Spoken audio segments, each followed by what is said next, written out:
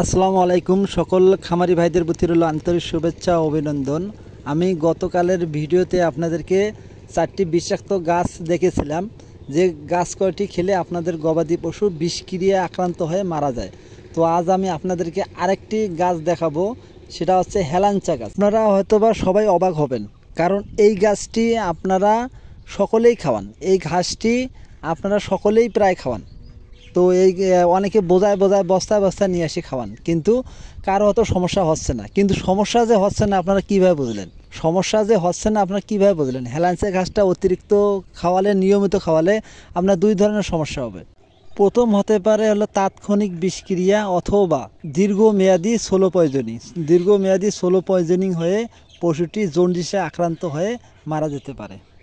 যেসব ঘাস খেয়ে গবাদি পশু মারা যাচ্ছে তা হচ্ছে একমাত্র দায়ী হচ্ছে নাইট্রেক জাতীয় যেসব ঘাস অতিরিক্ত পশু খাবে, সেই পশুটি বিষক্রিয়ায় মারা যাবে। তো হেলাঞ্চা ঘাসের মধ্যে প্রচুর পরিমাণে নাইট্রেক থাকে। আপনার দেখা যাচ্ছে দোলাবাড়ির মধ্যে, যেখানে আপনার জমির আইল, অর্থাৎ আপনারা যেখানে জমিতে অতিরিক্ত ইউরিয়া সার ব্যবহার করেন, সেই জায়গায় যদি হেলাঞ্চা ঘাস নিয়ে আসেন, আবার আপনারা ঘাস নেপিয়ার ঘাস বা অন্যান্য ঘাস আপনারা আবাদ করেন, সেখানে আপনার অতিরিক্ত ইউরিয়া সার মারতেছেন, তার ভিতরে থাকা আপনার হেলাঞ্চা ঘাস।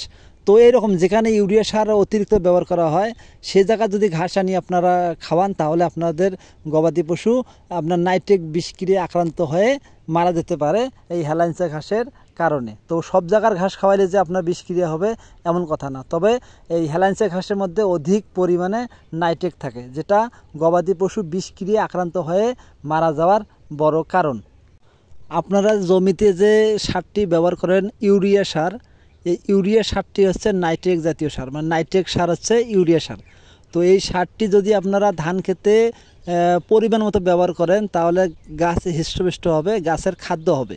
কিন্তু এই সারটি যদি আপনারা অধিক হারে ব্যবহার করেন, তখন কি হবে? দেখা যাচ্ছে অতিরিক্ত মোটা তাজা হয়ে বা অতিরিক্ত পাতা হয়ে, তারপর গাছগুলো দুর্বল হয়ে মাটিতে পড়ে যাবে। আর নয়তোবা আপনার অতিরিক্ত ইউরিয়া ব্যবহার করার কারণে পুরো জমি আপনার পোড়া যাবে।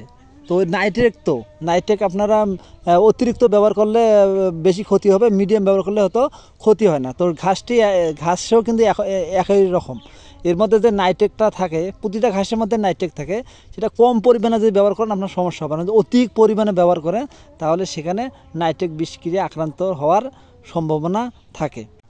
অতিরিক্ত হেলাঞ্চা খাওয়ালে আপনার যে দীর্ঘমেয়াদী সমস্যাটা হয়, তা হচ্ছে জন্ডিস হলে আপনারা বুঝবেন, দেখা যাচ্ছে আপনারা অনেক প্রতিদিন প্রচুর পরিমাণে ঘাস খাওয়াচ্ছেন, কিন্তু গবাদি পশুর শরীরের চেহারা হচ্ছে না, দিন যায় শুকে যাচ্ছে, দিন যায় দুর্বল হচ্ছে, দিন যায় ও হাঁটতে গেলে আপনার ঢোলাঢুলি করে, তারপর খাওয়ার রুচি কম, খায় না খায় এরকম করে। তো আবার দেখবেন যে মাঝে মাঝে শরীরের মধ্যে জ্বর থাকে। তো এইরকম যদি আপনার সমস্যা দেখেন, তাহলে আপনারা বুঝবেন যে অতিরিক্ত ঘাস খাওয়ানোর কারণে আপনাদের গবাদি পশু সোলো পয়জনিত সমস্যার কারণে আপনার জন্ডিসে আক্রান্ত হয়েছে, যার কারণে পশুটি এত খাওয়াচ্ছেন, ফিড খাওয়াচ্ছেন, ভুসি খাওয়াচ্ছেন, ভালো মন্দ খাদ্য খাওয়াচ্ছেন, কিন্তু শুকে যাচ্ছে। তাহলে বুঝবেন আপনাদের গবাদি পশুটি অতিরিক্ত হেলাঞ্চা বা নাইট্রেক জাতীয় ঘাস খাওয়ানোর কারণে আপনাদের গবাদি পশুর দিন যায় শুকিয়ে যাচ্ছে। যেখানে ঘাস খাওয়ালে ও মোটা হওয়ার কথা, সেখানে যা শুকে যায়, তাহলে বুঝবেন আপনাদের গবাদি পশুটা আপনার জন্ডিসে আক্রান্ত হয়েছে। তো একসময় দেখবেন আপনারা যদি বুঝতে না পারেন, আস্তে আস্তে পশুটি মৃত্যুর কোলে ঢলে পড়বে।